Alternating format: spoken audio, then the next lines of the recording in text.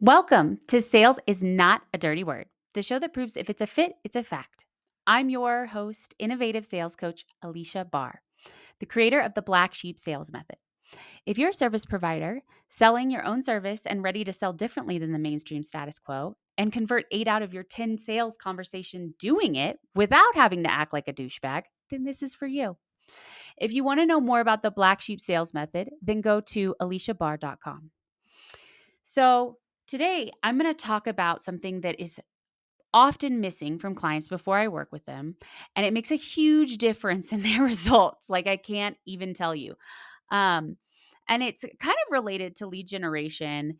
It's sort of related to niching because it is definitely about very few people, a lot of people saying who they're for, but very few people saying verbally who they're not for. And that makes a huge difference because everybody expects everyone to say who they're for and to just kind of sell this dream, right? Like, yeah, we have pots of gold for you that are at the end of rainbows with tiny leprechauns.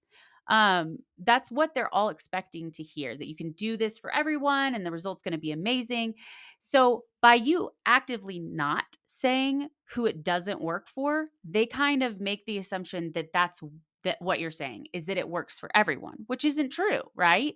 So it's going to instantly establish more trust and transparency if you're very clear about the situations when this does not work. Now, I'm not saying this works for everybody, right? There are specific things that I look for to make sure that someone is going to get results with me, and those things are. And when I see these things, I know that that person is not going to get results with me. You want to be super clear about that, right? It's about repelling as much as you are attracting. So, a lot of times people worry that, just like with niching, that they're going to exclude people and they'll get less business. And it's so funny because it's always the opposite. You always get more business because it's so clear that you're not for everyone. And someone can choose in easier. And the people that are a fit for you will still come in. I've worked with clients who have all pink branding and they have guys come in. And it's obviously a certain type of guy who is a fit. So that's fine. They don't really, like, you're not going to miss out on sales.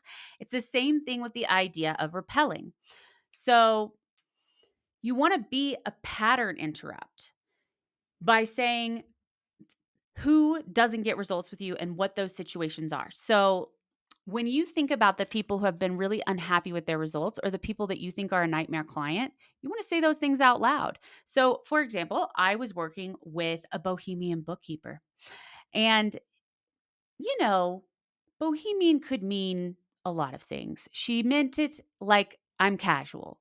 She was very good at what she did. I worked with her to instead call herself an outsourced finance team because that is actually what she was doing, not bookkeeping. But really, what we wanted to speak to was her ideal client. So we were saying, we are not for people who need you to, like, if we're not a fit for, like, you are not this person, someone who wants people to be in a suit, somebody who wants a very formal process, someone who wants to just check a box around tax time. Those are not my clients, right? Someone who just wants a warm body doing it and doesn't want them to be proactive. They just want them to do what they're told. There is this person, right? You're getting an image of this person. That's the person they do not want. So by saying that, the person that they are for can choose in so much harder. So you are a person who would love someone to look at your finances and identify opportunities for more money or more savings and bring them to you. P.S. That's also subtly selling them. You are the type of person who can trust others, who can delegate, and that's speaking to a certain kind of person too, right? So by saying these things very clearly, it's allowing someone who is a fit to say, I know who that person is. It's a real person. They're not just saying that they're not coachable, right? Which is such a vague piece of criteria that isn't real. It is real, but it isn't. Nobody's going to say, I'm not coachable. So that's how you know it's not a good criteria. Someone can say, I have a problem delegating. I do want people in suits. The idea of people not in suits makes me uncomfortable. I do just want somebody around tax time. That person can say, that's me, right? So that is what you want to do when you're thinking about repelling. And it makes you a pattern interrupt. Nobody's expecting anybody to say who they're not for. And you want to do this to also manage expectations and protect yourself, because you will talk about it in your sales conversation.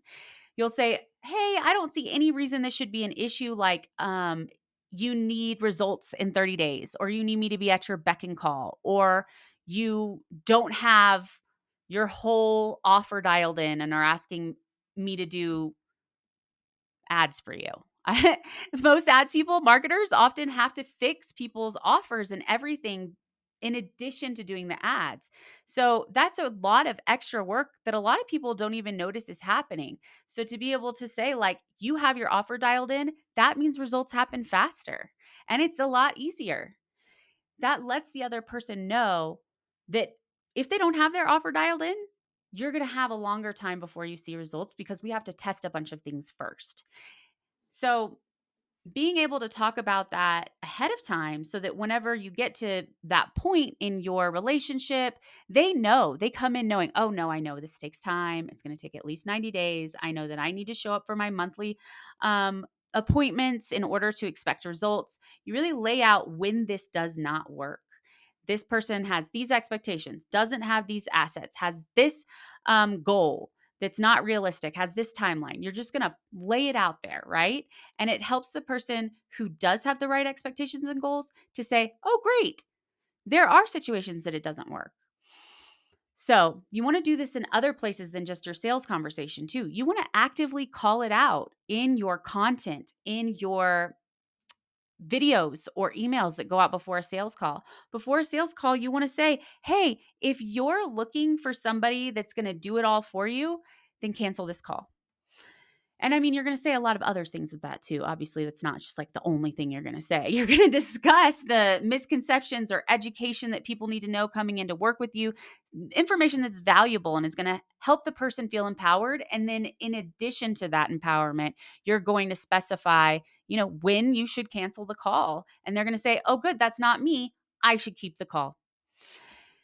And you get to save time if it's someone who's not a fit, because you know what? It's okay. It's okay if you want people in suits. It's okay if you want prim and proper. You should go find that person. You deserve that. And that's really the frame that we're coming from when we talk about repelling. It's not in a mean way, like, ew, get out of here. You're the worst. It's just like, not our people, right?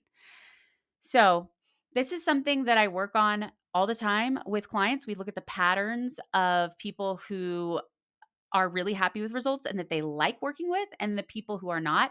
And you go through your entire sales process, including like the questions you ask on your pre-qualification form, and really save yourself time so that you have a lot of energy for your sales conversations and you're excited about them, because you're not like, oh, is this person going to waste my time? You know it's a fit. You know it's someone you can get results for. And that's naturally exciting. You're also spending way less time talking to people, and you're talking to the right people. So once you have the right words, you make a lot more sales. Your conversion rate goes up. So this is something I do all the time with people in my signature one-on-one offer. If that is something that you want help with, please book a sales level up call. And for now, that's the end of another episode of Sales is Not a Dirty Word, where we show you how to convert 8 out of 10 of your sales conversations without pressure, pitching, or pretending to be someone else. And thank you all for listening.